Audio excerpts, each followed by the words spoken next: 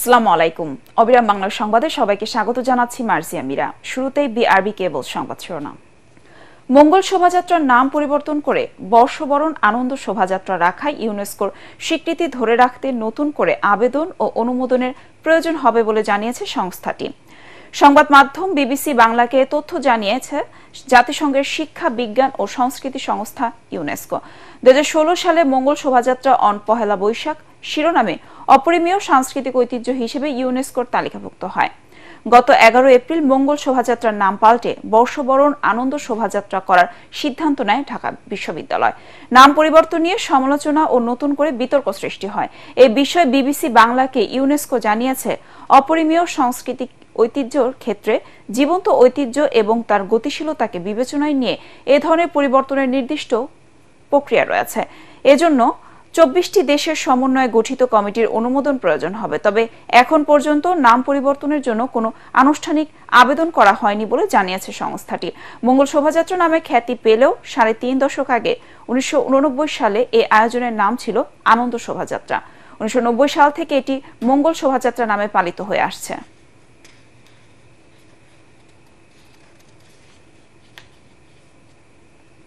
চট্টগ্রামের উত্তর কাট্টলী মোস্তফা হাকিম কলেজে এক শিক্ষিকার সাথে ব্যবস্থাপনা কমিটির বিরোধ ও আধিপত্য বিস্তারকে কেন্দ্র করে ছাত্রদল ও বৈষম্য বিরোধী ছাত্র আন্দোলনের কর্মীদের মধ্যে ধাওয়া পাল্টা ধাওয়া হয়েছে।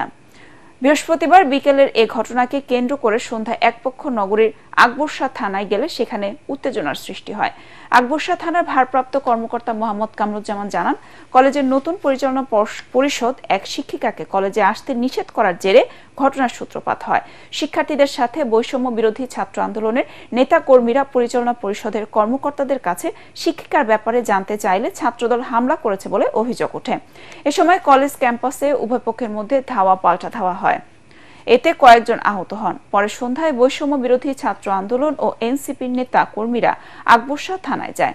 এ খবর পেয়ে ছাত্রদলের নেতা কর্মীরাও সেখানে যায়। এতে দুই পক্ষের মধ্যে উত্তেজনা সৃষ্টি হয়। পরে সেনাবাহিনী ও অতিরিক্ত পুলিশ গিয়ে পরিস্থিতি নিয়ন্ত্রণে আনে।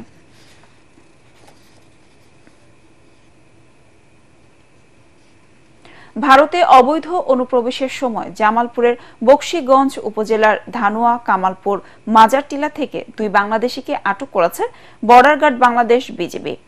আটককৃতরা হলেন ভোলা জেলার বেদুরিয়া এলাকার খোকন গাজী এবং ময়মনসিংহ জেলার ত্রিশাল উপজেলার এলংজানি এলাকার সোহেল রানা।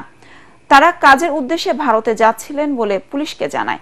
এ সময় তাদের কাছ থেকে ভারতীয় 2টি আধার কার্ড, 3টি মোবাইল, 5টি সিম কার্ড, 2টি চার্জার ও কিছু নগদ টাকা উদ্ধার করা হয়।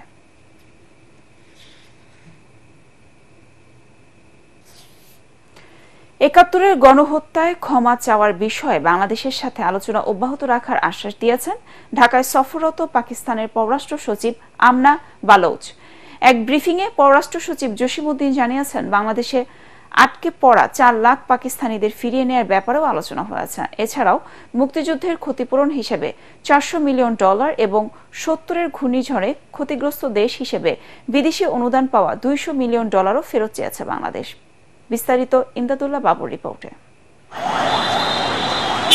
দীর্ঘ 15 বছর পর দ্বিপাক্ষিক সম্পর্কের বরফ গলানোর উদ্যোগ নিল ঢাকা ইসলামাবাদ। 2010 সালের পর রাষ্ট্রীয় অতিথি ভবন পদ্মায় প্রথমবারের মতো দুই দেশের পররাষ্ট্র সচিব পর্যায়ের বৈঠক অনুষ্ঠিত হলো। বৈঠকে বাংলাদেশের নেতৃত্ব দেন পররাষ্ট্র সচিব মোহাম্মদ জসিমউদ্দিন আর পাকিস্তানের পক্ষে দেশটির পররাষ্ট্র সচিব আমনা বালোচ। প্রায় 3 ঘণ্টা ধরে চলে দ্বিপাক্ষিক রুদ্ধদ্বার এই বৈঠক শেষে সার্কভুক্ত দেশগুলোর হাই কমিশনার ও রাষ্ট্রদূতদের সমন্বয়ে আয়োজন করা হয় মধ্যাহ্নভোজের। পরে পাকিস্তানের পররাষ্ট্র সচিব সৌজন্য সাক্ষাৎ করেন পররাষ্ট্র উপদেষ্টা তৌহিদ হোসেনের সাথে। বেরিয়ে যাওয়ার সময় তিনি বলেন, দীর্ঘদিনের জটিলতা কাটিয়ে বাংলাদেশ সফরে আসতে পেরে আনন্দিত তিনি।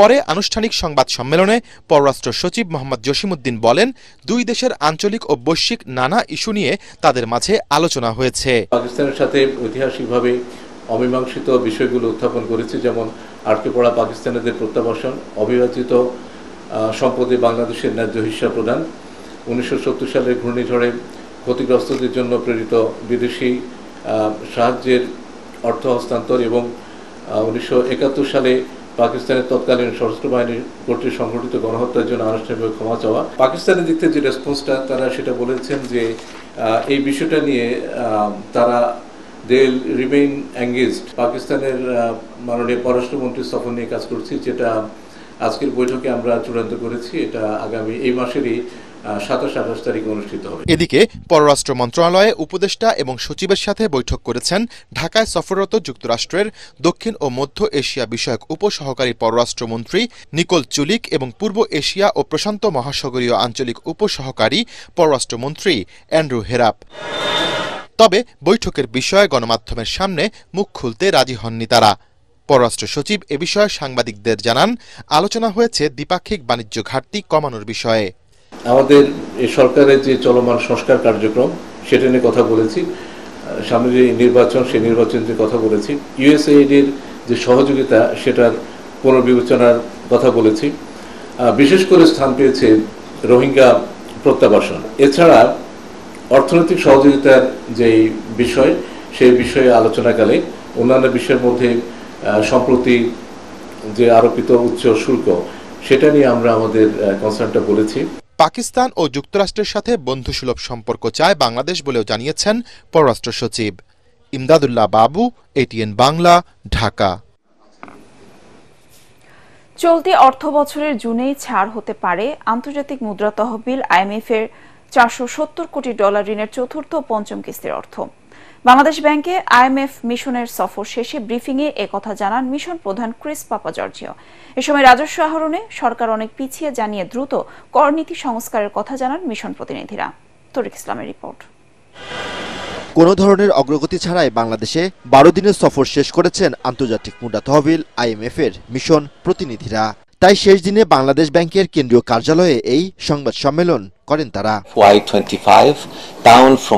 এ সময় সরকারের রাজস্ব আদায় বাড়াতে করনীতি সংস্কার, মূল্যস্ফীতি, বিনিময় হারের নমনীয়তা, বৈদেশিক মুদ্রার রিজার্ভও ব্যাংক খাত সংস্কারের তাগিদ দেন IMF প্রতিনিধিরা। মিশন প্রধান জানান, ঋণের কিস্তির বাকি অর্থ ছাড়ের সিদ্ধান্ত হবে ওয়াশিংটনে বসন্তকালীন বৈঠকে।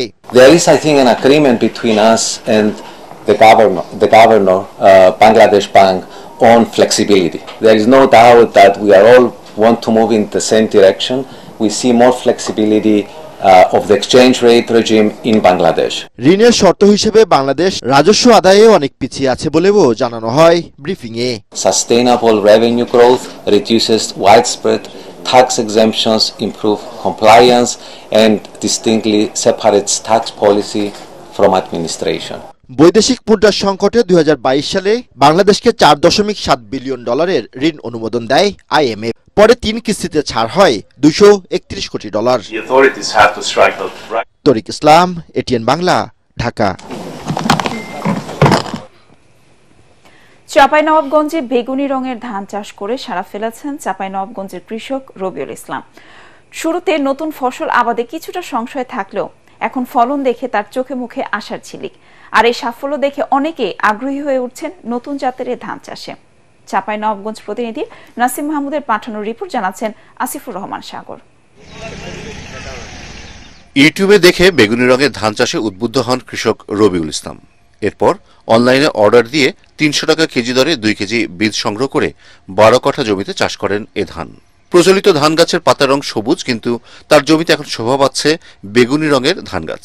ধান গাছ ও শীষের চেহারা দেখে ভালো ফলনের আশা রবিউলের। 300 টাকা অর্ডার দিয়ে 2 কেজি ধান লেনে 12 কাঠা জমি লাগাচ্ছি, তো ইনশাল্লাহ ধান ভালো হয়েছে। তো এর ফলে বিঘায় 30 মন হবে, এটা আশাবাদী। বিস্তৃত সবুজ বড় ক্ষেতের মধ্যে বেগুনি রঙের ধান গাছ দেখে অবাক পথচারীরা। এক নজর দেখতে ধান ক্ষেতের পাশে ভিড় জমে গেছে। অনেকেই এই ধান চাষে আগ্রহী হয়ে উঠছেন। চোখ জড়িয়ে যাচ্ছে। ধান তো সাধারণত সবুজ রঙের হয়, কিন্তু এটা দেখছি বেগুনি রঙের। ধানটা দেখে ভালো লাগলো, ফুটেছে ভালো, যদি ফলন ভালো হয় তা আমরা যেন চাষাবাদটা করব। রবিউল ভাইয়ের কাছে বীজটা চাই আমি, যে ধানটা হলে ভাইয়া বীজটা দেবো, আমি নিজে সংগ্রহ লাগাবো। জীবনে আমি দেখিনি, আমি এর আগে দেখিনি ধানটা। এই কালার ধান দেখো ভালো হয়তো লাগাবো। কৃষকদের প্রয়োজনীয় পরামর্শ দেওয়া হচ্ছে বলে জানিয়েছে স্থানীয় কৃষি বিভাগ। ধান লাগানোর পর থেকে কৃষি সম্প্রসারণ দপ্তরের পক্ষ থেকে সেটা মনিটরিং এর মধ্যে রাখছি এবং মাঝে মাঝে আমরা সেটা অবজারভেশন করছি এবং কৃষককে প্রয়োজনীয় পরামর্শ দিচ্ছি। এবং সেটা রোগ বালার উপদ্রব কেমন আছে এবং এটার ফলন কেমন আছে এটা আমরা অবজার্ভ রাখছি। যদি রোগ বালার উপদ্রব কম থাকে এবং ফলন সন্তোষজনক হয় তাহলে পরবর্তীতে আমরা চাঁপাইনবাবগঞ্জ জেলাতে এটা সম্প্রসারণের উদ্যোগ গ্রহণ করব। ভালো ফলন পেলে নতুন জাতের এই ধান চাষ বাড়বে বলে জানালেন কৃষি কর্মকর্তারা। Bureau report, ATN Bangla. এবার আন্তর্জাতিক সংবাদ।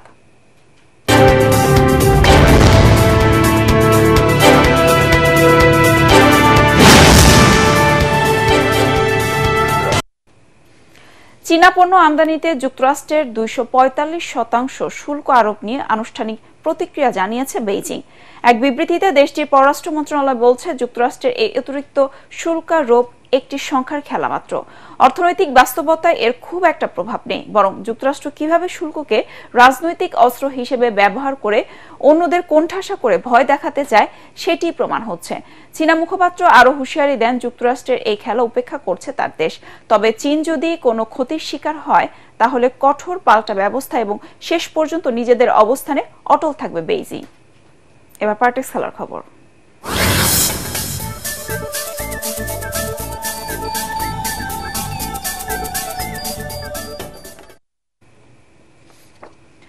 ইউরোপা লিগের 9 গোলের অবিশ্বাস্য ম্যাচে লিওকে হারিয়ে সেমিফাইনাল নিশ্চিত করেছে ম্যানচেস্টার ইউনাইটেড। ওল্ড ট্রাফোর্ডে প্রথমার্ধেই উগার্তে আর দিওগো দালতের গোলে 2-0 এগিয়ে যায় রেড ডেভিলরা, কিন্তু এই লিড তারা ধরে রাখতে পারেনি। দ্বিতীয়ার্ধের ফ্রান্স ক্লাবকে সমতায় ফেরান তলিসো আর তাগলিয়াফিকো। খেলা গড়ায় অতিরিক্ত সময়, সেখানে চেরকি ও লাগাজেতে লিওকে 4-2 গোলে এগিয়ে নেন। ম্যানচেস্টার ইউনাইটেড তখন পরাজয়ের দ্বার প্রান্তে, কিন্তু 120 আর 121 মিনিটে 2 গোল দিয়ে দলকে অবিস্মরণীয় এক জয় এনে দেন কবি মাইনো আর হ্যারি মাগুইরা।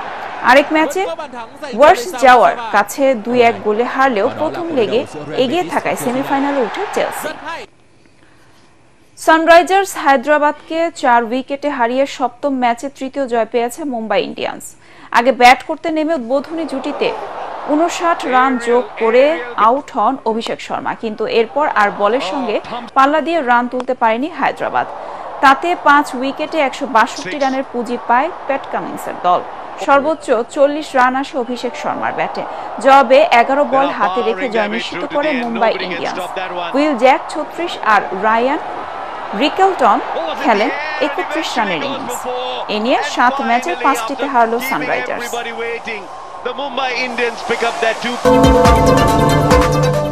পরবর্তী সংবাদ দেখার আমন্ত্রণ জানিয়ে এখনকার মতো শেষ করছি। এটিএন বাংলা সংবাদ ইউটিউবে দেখতে ব্রাউজ করুন youtube/ATN Bangladesh। ধন্যবাদ সবাইকে।